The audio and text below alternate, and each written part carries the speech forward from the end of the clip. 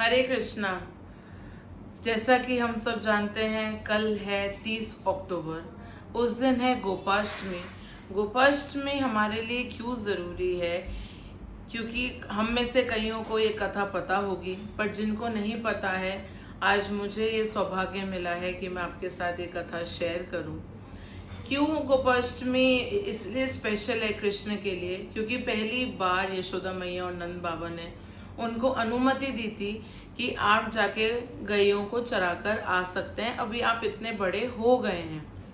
तब संदीपनी मुनि को बुलाया गया था मुहूर्त निकालने के लिए कि भाई हम लाला को कब से भेज सकते हैं गाय चराने के लिए। पर यशोदा मैया खिलाफ थी कि बड़ी गायों को नहीं लेकर जाना है, बछड़ों को लाला लेकर जा सकता है।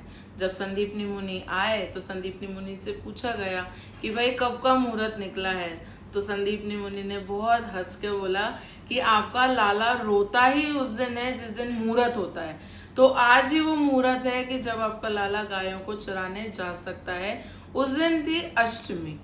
तो जब नंद बाबा और यशोदा मैया ने बोला कि ठीक है, हम आज से इसको भेज देते हैं, तो जब यशोदा मैया कृष्ण को तैयार कर रही थी, भाई पहली बार जा रहे हैं बच्चों को चराने, तो अच्छे से उनको माला वाला पहनाई, मोर मुकुट सारा अच्छे से उनका श्रृंगार करा और उनकी पादुका रख दी कि भाई पादुका पहनकर जाएंगे लाला। तो जब लाला पादुका देखे तो बोले मैया बाकी सारे बछड़ों की गिनकर आए जाकर गौशाला में कि कितने बछड़े हैं। फिर जब बछड़े गिने तो यशोदा मैया को बोला कि भाई मेरी एक की पादुका क्यों है, बाकी सबकी पादुका नहीं है? तो यशोदा मैया ने बोला कि लाला उनके तो खुर हैं, मतलब जो गाय के जो नीचे की फीट्स होती है उनको खुर बोलते हैं, कि उनको तो खुर है, उनको कंकर पत्थर नहीं लगेंगे लाला, तेरे चरण बहुत कोमल है, तुझे कंकर पत्थर लगेंगे, इसलिए तुझे पादुका पहनना जरूरी है।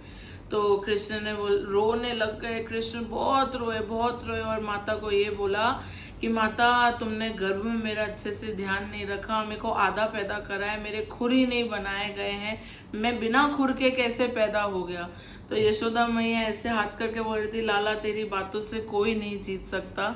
फिर यशोदा मैया के मुंह से ये निकल गया कि ये तो अरे लाला ये तो जानवर हैं।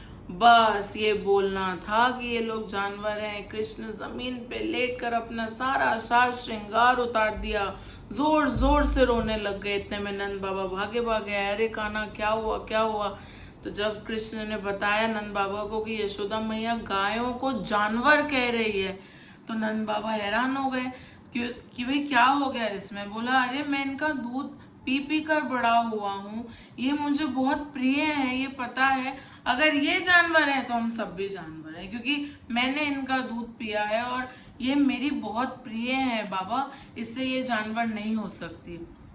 तब नंद बाबा ने यशोदा मैया को बोला हाँ हाँ इनसे गलती हो गई, ये जानवर नहीं है, ये तो हमारी सखी जैसी हैं, ये तो हमारे परिवार की सदस्य हैं लाला, तुम बिल्कुल सही कह रहे हो, तुम्हें पादुका भी नहीं पहननी ना, क्योंकि ये पादुका नहीं पहन रही। बोला नहीं मुझे भी पादुका नहीं पहननी। तब जाकर नंद बाबा ने उनके हाथ में एक डंडा दिया और बोला आज से तुम ही इन गायों के रखवाले हो, तुम इन गायों की रक्षा करोगे। और उस दिन को गोपाष्टमी कहा गया जिस दिन कृष्ण ने गौ माता के पालन पोषण का दायित्व उठाया था।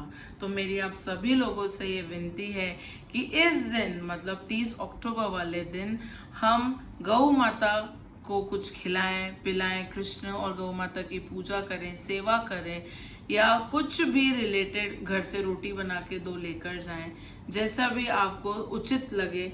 हरे कृष्णा। धन्यवाद।